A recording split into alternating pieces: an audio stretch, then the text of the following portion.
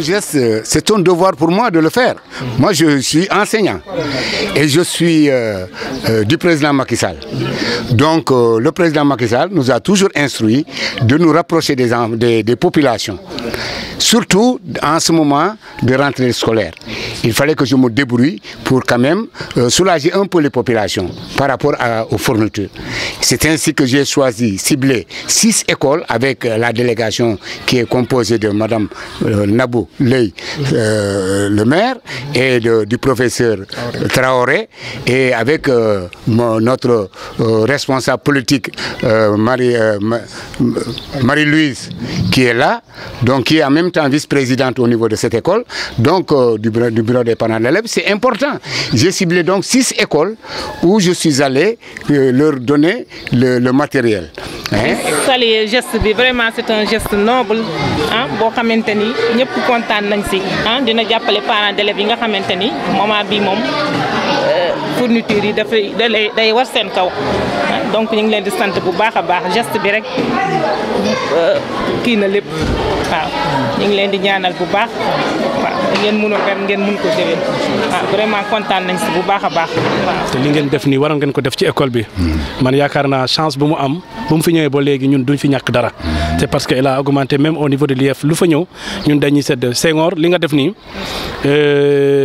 heure bi nga ko defee baax na ci parents yi rappelons ko ci Covid la ñu jógee doo pare inondation yi te parents d'élèves ñu bëri amatuñu moyen lu ñuy bindee d'abord seen doom de balaa ñu wax inscrit kii fourniture te fourniture yi yaakaar naa koo ci jox kay wala benn kay ñaari kay wala bic bu demee ci papaam mu ne ko diw moo ma ko jox xam naa il sera un peu soulagé li ngeen def ni yàlla leen yàlla fay parce que am na ñu jógee ci école bi c'est des cadres mun nañ ko def à ta place parce que école bi depuis 85 lañ ko créé et déjà y a des cadres qui sont sortis de cette école ils devraient faire la même chose que monsieur Senghor te Senghor ñëw def ko au nom du président de la République ñu ngi koy gërëm di ko sant. donc lii moom kontaan nañ ci trop depuis 2016 maa ngi fi mais un don si important franchement musuma koo am voilà musuma koo am te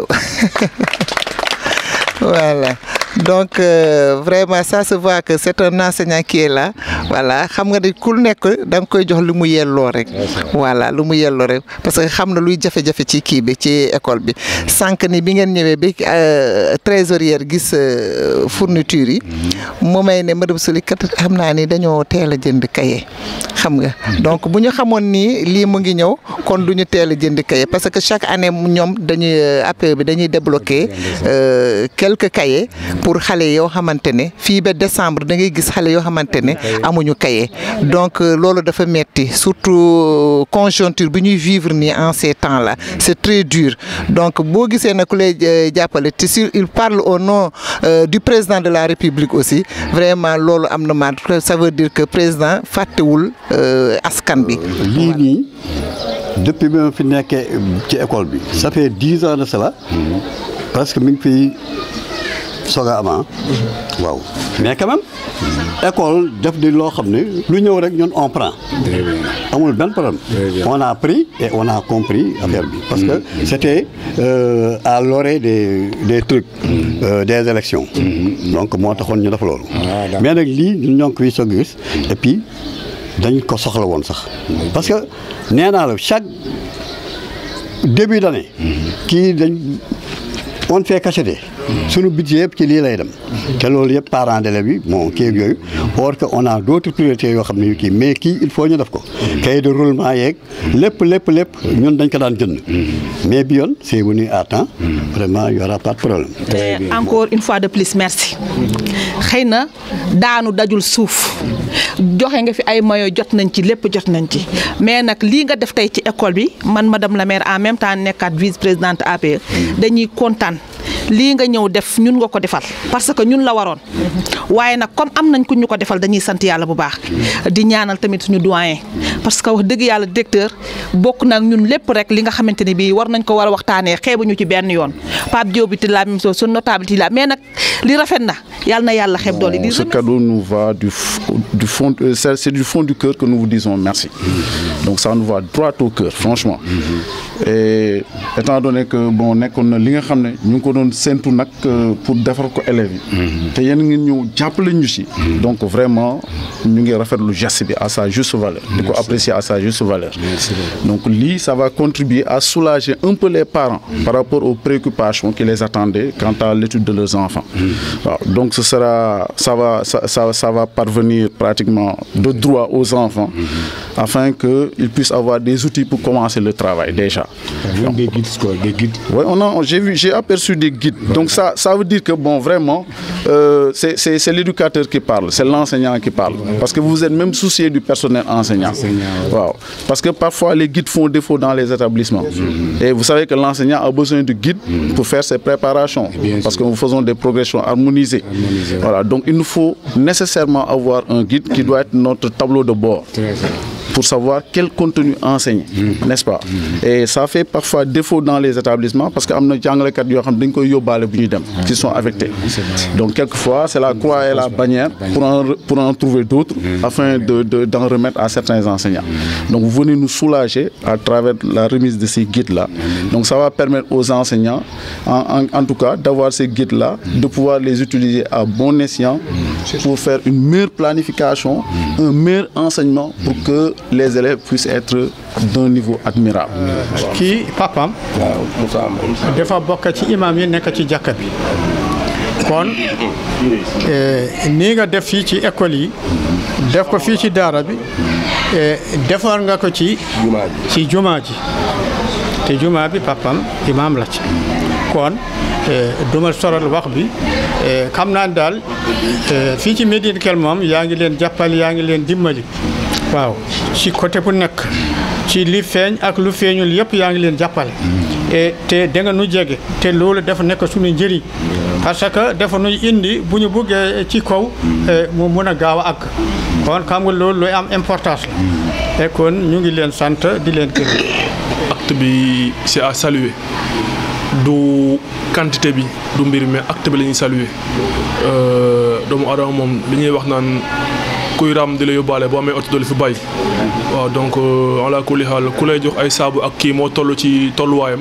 yaakaar naa bu demee ba am lu ëpp loolu aussi xamal ni du la fàtte loolu mooy li nga xam ne ni moom laa yëg di leen sant di leen gërëm ci li nga wax ndax tey yéen ñi nekk ci njiit bi maanaam yéen ñi nga xam ne ni Macky Sall moo jiite waaye yéen la fi teg maanaam yéen a jiite rek lenn rek lañ soxla ci yéen mooy yëg-yëg ndax suñu wërsëg yoru leen ko yàlla moo ko yor waaye nag respect moom ala kulli xaal nit a koy jox nit ak yëg-yëg nit a koy jox nit moo tax wërsëg moom Macky Sall séq ko kenn wërsëg yàlla moo ko digaale ak ñun te dinañu ko jox ñun ñëpp waaye nag dafa am loo xam ne nii moom ngeen war ak ñun mooy déplacé wu di ñëw di xool lu dox ak lu doxul luñ soxla ak lu ñu soxlawul nekk suñuy yaay nekk suñuy papa ndax père de la nation du caaxaan buñ ne père de la nation mooy ki nga xam ne nii mooy saytu këram di xool lu dox ak lu doxul comme que moom nag tànkam mënul yéeg fu nekk yéen yéenay ay tànkam yéen yéenay ay loxoom li ngeen def nii mu ngi wane ne vraiment père de la nation daal lii moo war a nekk taxawaayam. Ça ne me surprend pas puisque un enseignant qui a fait 40 ans de service, moi j'en ai fait 36.